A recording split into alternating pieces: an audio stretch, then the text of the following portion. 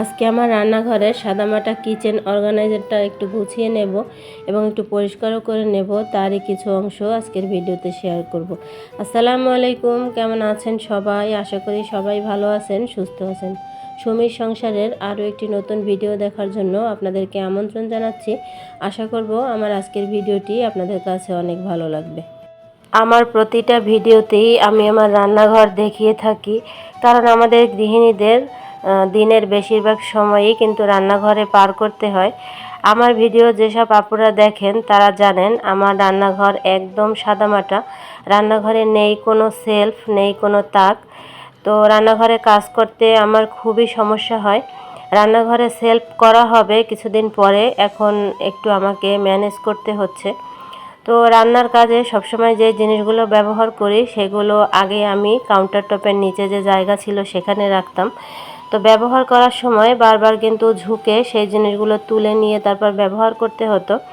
সেটা আমার জন্য একটু কষ্টদায়ক হয়ে গিয়েছিল, সেজন্য আমি আপনাদের ভাইয়াকে বলে এই সাদামাটা কিচেন অর্গানাইজারটা বানিয়ে নিয়েছি। এই কিচেন অর্গানাইজারটা বানানোর বুদ্ধি আমার মাথায় এসেছে বাচ্চাদের পড়ার টেবিল দেখে।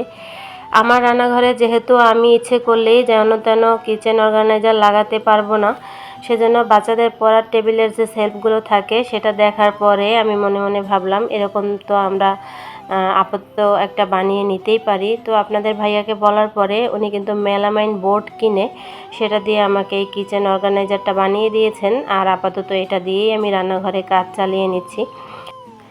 আমার রান্নাঘরে যেহেতু অ্যাডজাস্ট ফ্যান নেই, তাই রান্নাঘর অনেকটা তেল চিটচিটে হয়ে যায় অনেক সহজেই। আর এই কিচেন অর্গানাইজারটাও কিন্তু আমাকে 2 দিন পর পরই পরিষ্কার করতে হয়।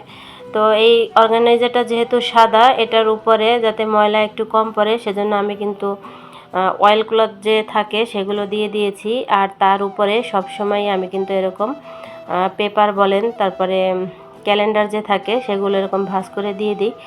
তো এটা কিছুদিন ব্যবহার করার পরে ময়লা হয়ে গেলে কিন্তু আবার উল্টে দিই, অনেক দিন পর পর তারপরে চেঞ্জ করে ফেলি। তো আজকেও সেরকমই আমি ভালো করে আগের কাগজগুলো চেঞ্জ করে দিয়ে তারপরে মুছে নিয়েছি, আর নতুন কাগজও বিছিয়ে দিয়েছি। আর এখন রান্নাঘরে যেই সব মশলার ডিব্বাগুলো বা জারগুলো থাকে সেগুলো একটু পরিষ্কার করে নেব, যেহেতু সবগুলো খালি না। তো আমি একদম পুরো পরিষ্কার করব না, উপর থেকে হালকা করে একটু মুছে নেব। আর এই জারগুলো কিন্তু আমি সপ্তাহে একবার পরিষ্কার করি, সেজন্য অনেক বেশি ময়লা নেই, হালকা একটু তেল চিটচিটে হয়েছে। আর এই তেল চিটচিটে ভাবটাই হাতে লাগলে কিন্তু একদমই ভালো লাগে না, কেমন যেন লাগে। তো প্রত্যেকটা জারের মধ্যে আমি নাম লিখে কাগজ দিয়ে টেপ দিয়ে আটকে দিয়েছি, এতে করে কিন্তু ব্যবহার করতে অনেক সুবিধা হয়। আমার রান্নাঘরে আমি না, যে কেউ আসলেই যে কোনো জিনিস খুব সহজেই খুঁজে পাবে এই লিখে রাখার কারণে, কারো কাছে জিজ্ঞেস করতে হয় না। তো একটু হুইলের গুঁড়া দিয়ে নিয়েছি, আর একটা নেটের ব্যাগের সাহায্যে আমি এই বক্সগুলো এখন হালকা হাতে পরিষ্কার করে নেব। ভিডিওর এই পর্যায়ে আমার আপুদের কাছে একটা অনুরোধ করে নিচ্ছি, এখন পর্যন্ত কোনো আপু অথবা ভাইয়ারা যদি আমার ভিডিও দেখে থাকেন কিন্তু একটা লাইক দিতে ভুলে গিয়ে থাকেন, তারা মনে করে একটা লাইক দিয়ে দিতে পারেন। আপনার দেওয়া একটা লাইক হয়তো আপনার কাছে কিছু না, কিন্তু আমার কাছে মহামূল্যবান। আপনার একটা লাইক আমাকে আমার গন্তব্যে পৌঁছাতে অনেক সাহায্য করবে। আর নতুন কোনো আপু অথবা ভাইয়ারা যদি আজকে প্রথমে আমাকে ভিজিট করে থাকেন, আমার ভিডিওর কোনো অংশ যদি আপনাদের ভালো লেগে যায়, সেই অংশটির জন্য হলেও চ্যানেলটিকে সাবস্ক্রাইব করে আমার পাশে থেকে যেতে পারেন। আর অলরেডি যারা এই কাজটি করে নিয়েছেন তাদেরকে জানাই অসংখ্য ধন্যবাদ। প্রথমে তো জারগুলোকে হুইলের গুঁড়া দিয়ে ভালো করে মুছে নিয়েছি, তারপরে একটা ভেজা কাপড় দিয়ে জারগুলোকে আবারও ভালো করে মুছে নিয়েছি। আর এখন সবগুলো শুকিয়ে নেওয়ার পরে আমি এখন গুছিয়ে রাখবো।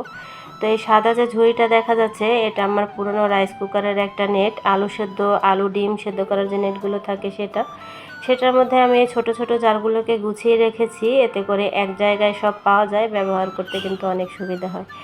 আর এটা আমার স্পাইসি বক্স, এটার মধ্যে আমি হলুদ মরিচ সব রাখি, সেটাকে ওই ছোট ছোট বক্সের উপরে রেখে দিয়েছি, যখন যেটা লাগে নিয়ে আমি ব্যবহার করি। আর রান্নাঘরে আমি অনেক বেশি জিনিস রাখতে পছন্দ করি না, যেগুলো একদম নিত্য প্রয়োজনীয় লাগে সেগুলো এখানে রেখে বাকিগুলো কাউন্টার টপের নিচে ঝুড়িতে আমি রেখে দিই। তো আমার সাদামাটা রান্নাঘরটা আমি কোনো রকমের পরিষ্কার করে নিয়েছি আর একটু গুছিয়েও নিয়েছি। আর সবসময় তো এক ধরনের কাজ করতে ভালো লাগে না, ঘরে অনেকক্ষণ কাজ করতে করতে বিরক্ত হয়ে গেছি। এখন চলে যাব ছাদে, কারণ এখন আমি ছাদে কাজ করব। এই যে আমার ছাদে অনেক গাছপালা লাগানো আছে, আর ছাদে গাছের থেকে ঘাসের সংখ্যা অনেক বেশি। ঘাস তো লাগাতে হয় না, কিন্তু তারপরেও কি সুন্দর হয়ে থাকে। আমি মাঝে মধ্যে ভাবি এই ঘাসগুলো যদি খাওয়া যেত তাহলে সবাইকে দিয়ে অনেক দিন খাওয়া যেত, কিন্তু ঘাস তো আর খাওয়া যায় না। আর যেই গাছগুলো যত্ন করে লাগানো হয় সেগুলো কিন্তু এত ভালো হয় না, এটা সবাই দেখে থাকবেন। তো এই ঘাসগুলোকে কিন্তু কিছুদিন পরপরই পরিষ্কার করা হয়, আবার যে কোথা থেকে এরা এসে ভরে যায় কে জানে। তো আজকে গত 2 দিন বৃষ্টি পড়াতে মাটিটা একটু নরম থাকাতে ঘাসগুলো তুলতে কিন্তু সুবিধা হচ্ছে। অল্প সময়ের মধ্যে এই যে আমি একটা টবের গোড়া কিন্তু একদম পরিষ্কার করে নিয়েছি। আর এভাবে আমাকে অনেক ঘাস পরিষ্কার করতে হবে, কারণ সারা ছাদেই কিন্তু ঘাস দিয়ে ভরা। তো অনেকগুলো টব আজকে বাদ দিয়ে দেব, কারণ অনেক পুরনো বালতি ভেঙে টেঙে গেছে। আর এই যে আমি কত ঘাস উঠিয়ে নিয়েছি। আর আমার মেয়ে এখনও ঘাস তুলছে, মেয়েকেও সাথে নিয়ে নিয়েছি। আর এই ঘাস তুলতে তুলতে আমার হাতের অবস্থা দেখেন। কাজ ঘরে করি আর বাইরে করি, সব কাজেই কিন্তু কষ্ট। ছাদের এই দিক দিয়ে ময়লা নিচে ফেলেছি, আর এখন এখান থেকে পাশে বিলে ফেলে দেব। ছাদে অনেকগুলো ড্রাগন গাছ হয়েছিল, সেই গাছগুলোকেও ফেলে দিয়েছি। এগুলো শুধু বাড়ে, কোনো ফল হয় না। ঘাসগুলো পরিষ্কার করতে করতে আপনাদের কাছ থেকে বিদায় নিয়ে নিলাম। আজকের ভিডিও এই পর্যন্তই। সবাই ভালো থাকবেন। আল্লাহ হাফেজ।